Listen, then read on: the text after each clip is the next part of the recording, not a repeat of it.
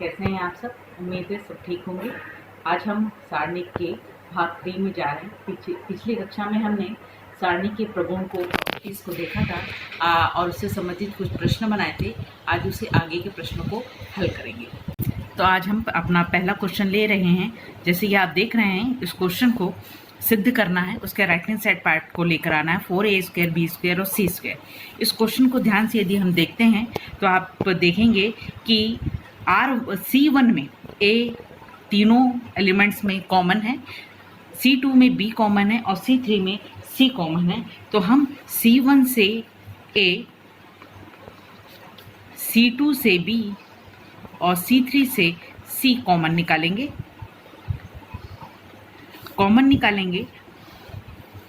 तो a b c element सारणी से बाहर आ गया। अब C1 से हम a कॉमन निकाल रहे हैं तो हमारे पास बच रहा है a plus b b। C2 से हम b कॉमन निकाल रहे हैं तो c b plus c। C3 से कॉमन निकाल रहे हैं c तो a plus c a c। ये बचा हमारे पास। राइट हैंड साइड को आप बार बार देखते रहिए। हमको लेकर आना है a² b² c²। एक पार्ट आ गया। अब हमारी सेकंड कोशिश ये रहेगी कि हम अंदर के एलिमेंट्स में जहाँ पर भी हो 0 या 1 बनाने की कोशिश करें ताकि हमको इसका प्रसार करने पर आसानी से प्रसार किया जा सके। तो जैसे कि यहाँ देख रहे हैं ये a प्लस c है और यदि ये C3 में से C2 और C1 को यदि माइनस किया जाए तो ये C1 का पहला एलिमेंट 0 हो जाता है। तो उसी प्रोसीजर को आगे बढ़ा रहे हैं कि हम C3 में माइनस कर रहे हैं C1 और C2 को, चूँकि सामने सबसे पहले C3 लिखा हुआ है तो जो नया आंसर आएगा वो हमारे C3 में लिखा जाएगा। तो हमारा एलिमेंट हो गया है अब सारणिक में C1 और C2 सेम रहेगा, उसमें कोई चेंजेस नहीं आने वाले हैं। अब हमारे इस प्रगुण का इस्तेमाल करते हुए C3 को आप पहले लिख लीजिए a plus c a c और उसमें से माइनस करेंगे। सबसे पहले C1 लिखा है मैंने। C1 का एलिमेंट्स है c b minus b minus c और फिर माइनस करना है C2 को। C2 का भी एलिमेंट्स को माइनस कर रहे हैं a minus b minus b। तो मैंने यहाँ पर C1 और C2 का एलिमेंट्स को माइनस कर दिया। तो आप देख रहे हैं सब्ट्रैक्शन के पश्चात यहाँ पर हमारे पास a कैंसिल हो रहा है और यहाँ पर हमारे पास c कैंसिल हो रहा है। तो हमारे पास एलिमेंट्स बचा a b c। यहाँ पर बच रहा है 0 a प्लस b यहाँ पर बच रहा है -2b b प्लस c और यहाँ बच रहा है -2b। आप चाहो तो ये C1 में से -2b को कॉमन निकाल सकते हैं। -2b C3 से कॉमन निकालेंगे आप तो उस कंडीशन में बाहर -2b भी आ गया और पहले से हमारे पास a b c अवेलेबल था। तो हमारे पास अब अवयव बच रहे हैं, उसको लिख लिया हमने। C1 और C2 में कोई चेंजेस नहीं आएगा। C3 में हम -2b कॉमन निकाल रहे हैं तो 0, -2b कॉमन निकला तो 1, -2b कॉमन निकला तो 1। तो आप देख रहे हैं कि C3 का एक एलिमेंट हो गया है 0, बाकी दो एलिमेंट हो गए हैं 1 1। तो अब आप C3 के सापेक्ष विस्तार कर लीजिए। इस प्रकार विस्तार करने से आपका आंसर तुरंत प्राप्त हो जाएगा और विस्तार कर आपको बताया जा चुका है। इसी प्रकार नेक्स्ट प्रश्न में हम आगे बढ़ते हैं। नेक्स्ट प्रश्न को ध्यान से आप देखें। a plus b 2c ab और हमको जो सिद्ध करना है, इसी प्रकार तीनों एलिमेंट्स दिए हुए हैं R1 R2 और R3 में। हमारे पास जो सिद्ध करना है a plus b plus c 3 times लेकर आना है। तो जब भी हमारे पास फैक्टर्स के प्रश्न रहते हैं तो हमारे पास कोशिश रहती है कि जितने फैक्टर्स हम कॉमन निकाल लें पहले, उसके बाद जो बच जाता है उसका प्रसार करने से हमको तीसरा फैक्टर मिल जाता है। तो 3 निकालना है हमको। तो हमारी कोशिश रहेगी कि हम 2 बार a plus b plus c यहाँ पर प्रगुण का इस्तेमाल करते हुए कॉमन निकाल लें। तो ध्यान से देखने पर आप देख रहे हैं कि हम यदि C1, C2 और C3 को ऐड करें तो a 2a 2b और 2c पहले से अवेलेबल है। तो हम C1, C2 और C3 को ऐड कर रहे हैं, C1 plus C2 plus C3 को। तो हम इसको लिखेंगे C1 में। तो लिखने से C1 चेंज हो रहा है तो आपका C2 सेम रहेगा।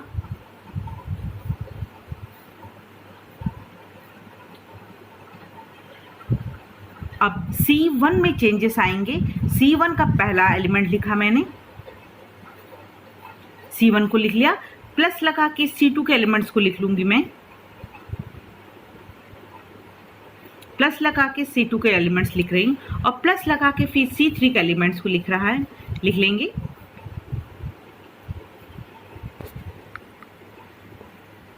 तो इस प्रकार हमारा C3 चेंज हो गया। तो आप C3 में देख रहे हैं कि आपके पास 2A plus 2B plus 2C मिल रहा है। 2A plus 2B plus 2C यदि हम इसको कॉमन निकाल के लिखें तो देख रहे हैं 2A plus B plus C आ जाएगा। इसी प्रकार सेकंड वाले में भी 2 कॉमन निकाल के लिखते हैं ऐड करने के पश्चात, तो A plus B plus C, और थर्ड वाले में भी A plus B plus C। इस प्रकार हमारा C1 चेंज हो गया, और आपके C2 के जो एलिमेंट्स हैं वो आप इसी प्रकार लिखते चले जाएंगे। तो आपका C1 में तीनों में 2A plus B plus C आ चुका है। तो आप C1 से 2A plus B plus C को उभयनिष्ठ निकाल लीजिए। तो आपके पास बचता है 1A B 1B plus C plus 2A B 1A C plus A plus 2B। तो देखिए आपके पास 1 1 1 ये जब पोजीशन आती है तो प्रश्न हमारा आगे बहुत ही आसान हो जाता है। आप इस 1 1 में से 2 के एलिमेंट्स को 0 बना लीजिए। आप चाहिए तो R1 में से R2 को माइनस करके एक 0 बना लीजिए, R2 में से R3 को माइनस करके 0 बना लीजिए। तो मैं यहाँ पर R2 में से R1 को माइनस कर रही हूँ। R2 सामने लिखा हुआ है तो आपको आंसर लिखना है R2 में। इसी प्रकार R3 में मैं ये R3 में से R1 को माइनस करूँगी। R3 से R1 माइनस किया। इसमें R2 का प्रयोग नहीं करेंगे क्योंकि R2 यहाँ पर चेंज हो चुका है। तो एक ही बार जब आप 2 प्रगुण का इस्तेमाल करते हैं तो जो पहले चेंज हो चुका रहता है उस पंक्ति या रो को अब आप अगले प्रगुण में इस्तेमाल ना करें। तो अब आपके पास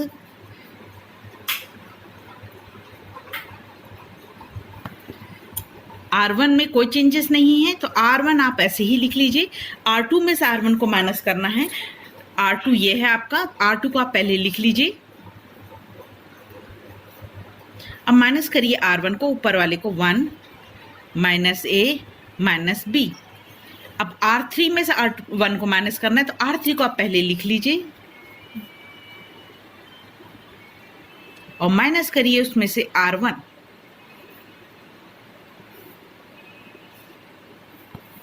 तो इस प्रकार आपको प्राप्त होने वाला है।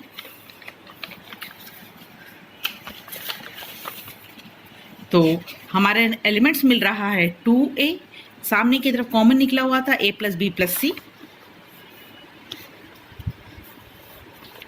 तो हमारे पास 1 0 0 A, और अपने पास यहाँ पर बच रहा है B प्लस C में से A गए तो A plus B plus C 0, A plus B plus C 0, और यहाँ पर हमारे पास प्राप्त हो रहा है B 0 और A plus B plus C। तो आप देख रहे हैं कि A plus B plus C आपको मिल रहा है। तो आप इसका फिर से कॉमन निकाल सकते हैं। ओके, तो आप देख रहे हैं कि C1 में 2 एलिमेंट्स आपके जो 0 हो चुके हैं और एक 1 है। इसका विस्तार कर लेंगे आप, C1 के सापेक्ष विस्तार, C1 के सापेक्ष विस्तार। जैसे कि पिछले क्वेश्चन में आपको बनाना था, इस क्वेश्चन में आपको मैं करके दिखा रही हूँ। 1 सारणी का साइन, चूंकि C1 के सापेक्ष विस्तार करना है तो सेकंड एलिमेंट्स आपका 0 है, तो इसके सारणी के साथ गुणा करेंगे तो सारा 0 हो जाएगा। थर्ड एलिमेंट 0 है। 1 के साथ आप क्रॉस का चिन्ह लगाते हैं तो आपके पास ये 4 एलिमेंट्स बचते हैं। A plus B plus C 0 0 A plus B plus C। तो हमारे पास 2A plus B plus C है, और यहाँ पर इसका विस्तार किया जाएगा, इन दोनों का गुणा -0। तो A plus B plus C 2 बार आ रहा है, तो A plus B plus C का होल स्क्वायर, तो ये 2 बार और ये 1 बार मिला के total A plus B plus C 3 times हो गया। तो इस प्रकार हमारा ये क्वेश्चन सिद्ध हो जाता है। तो ये सेकंड क्वेश्चन था। अब हम करने जा रहे हैं क्वेश्चन नंबर 3। अब इस क्वेश्चन नंबर 3 को ध्यान से देखेंगे। इस क्वेश्चन नंबर 3 में हमारे पास राइट हैंड साइड में हमको 1 plus A square plus B square plus C square लेकर आना है। हमारे पास 1 plus A square, 1 plus B square, 1 plus C square ये अवेलेबल तो है, पर बाकी पद में कहीं स्क्वायरिंग नहीं है। तो हमारी कोशिश रहेगी कि सबसे पहले हम इसका स्क्वायरिंग कर दें। तो स्क्वायरिंग कैसे कर दें, अपनी मर्जी से नहीं कर सकते, इसमें गुण लगाने पड़ेंगे। तो हम इसमें C1 में a का गुणा और भाग कर दे रहे हैं। देख लीजिए आप, ए स्क्वायर प्लस 1 ए बी ए सी, इस तीनों में ए का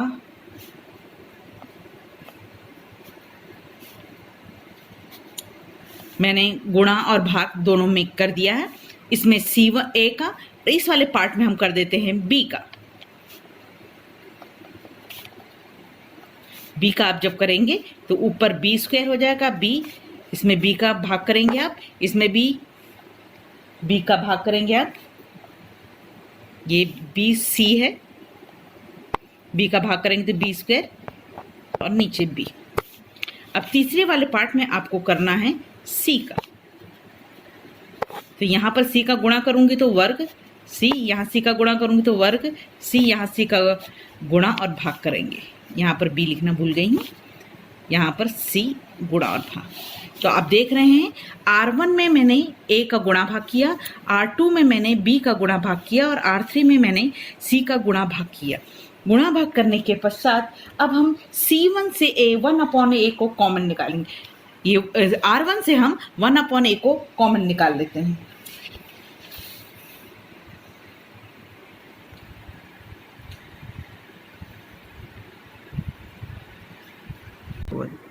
अब हम C1 से A, C2 से B और C3 से C को कॉमन निकाल लेते हैं। इससे हम C1 है ये, इससे A कॉमन निकालेंगे तो ऊपर के A तीनों से बाहर निकल गया, इससे B कॉमन निकाला हमने और इससे C कॉमन निकाला।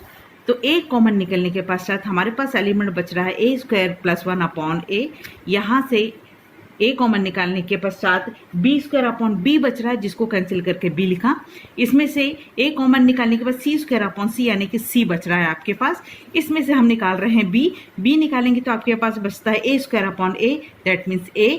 यहाँ से B कॉमन निकालेंगे आप तो आपके पास बचता है B स्क्वायर प्लस 1/B। यहाँ से B कॉमन निकालेंगे तो C square upon C, that means C बच रहा है।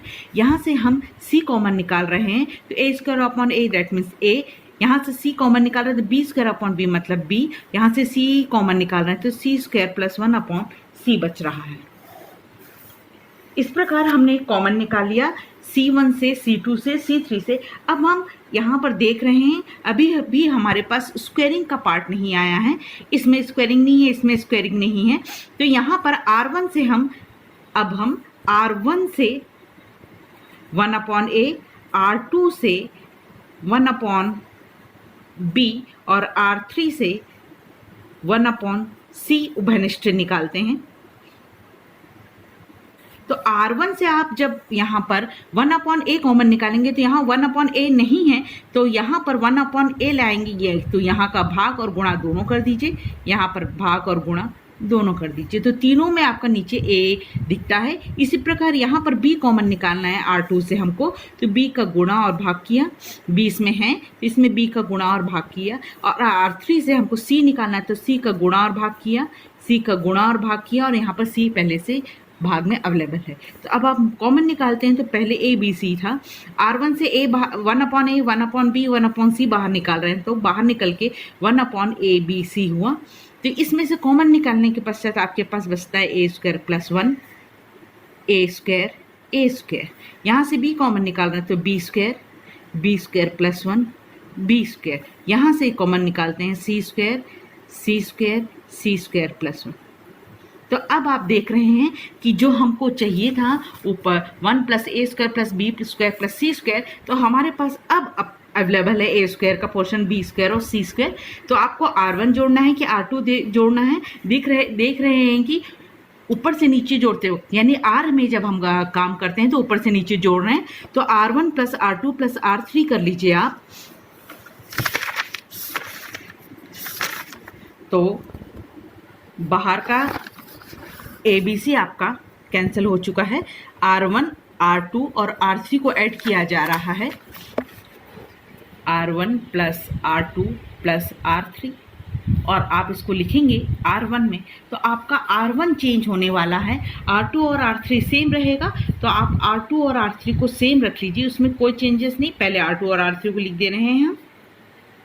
अब R1 को लिखेंगे, R1 का पोर्शन लिखा मैंने पहले, और उसमें ऐड कर रहे हैं R2 पहले, तो R2 का ये एलिमेंट्स इधर, इसका एलिमेंट्स यहाँ, इसका एलिमेंट्स यहाँ। अब R3 को लिख रहे हैं, तो सी स्क्वायर यहाँ ऐड हुआ, सी स्क्वायर यहाँ ऐड हुआ, और सी स्क्वायर प्लस 1 यहाँ ऐड हुआ। तो आप देख रहे हैं कि R1 में तीनों में 1 plus A square plus B square plus C square तीनों में मिला, जिसको हमने कॉमन निकाल लिया। तो आपका R1 1 बचता है, और ये B square plus 1 B square C square और सी स्क्वायर प्लस 1। अब आपकी पंक्ति में 3 1 1 1 मिल रहे हैं, जिसको जीरो बनाना बहुत आसान है। आप C2 में से C1 को माइनस कर लीजिए, C2 में से C1 को माइनस करेंगे और लिखेंगे आप C2 में, और C3 में से भी C1 को माइनस कर लीजिए, C3 में से C1 को माइनस करके आप लिखेंगे C3 में। तो मैंने दिखाया है, पहले भी बताया है कि जब यहाँ C2 चेंज हो जा रहा है, तो इस C2 का इस्तेमाल इस सेकंड टाइम्स को नहीं करना है। तो आपके पास 1 plus A square plus B square plus C square available है। आपका चेंजेस हो रहा है C2 और C3, इसका मतलब है कि आपको C1 में कोई चेंजेस नहीं है, आप उसको वैसे ही लिख लीजिए। अब C2 में C1 को चेंज करना है, तो C2 के पहले एलिमेंट्स को लिख लीजिए आप।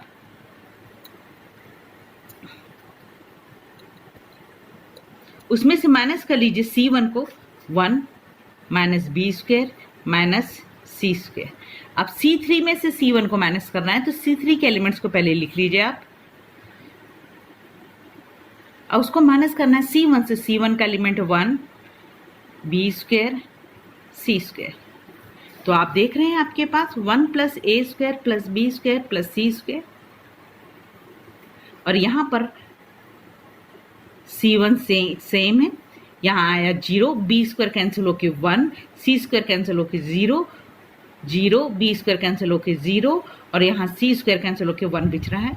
तो आपके पास अब चॉइस है, आप R1 के सापेक्ष, R2 के सापेक्ष, R3 के सापेक्ष, किसी भी सापेक्ष विस्तार कर लेंगे तो आपका आंसर आ जाएगा। इस प्रकार आज की क्लास यहीं पर ख़त्म होती है। आज आपको 3 प्रश्न बताए गए हैं, आपके पास बुक अवेलेबल है, उसमें से आप प्रश्नावली और उदाहरण के क्वेश्चंस बनाइए। आपको कोई डाउट होगा तो उस क्वेश्चन को व्हाट्सएप में मेरे से पूछ सकते हैं। Thank you.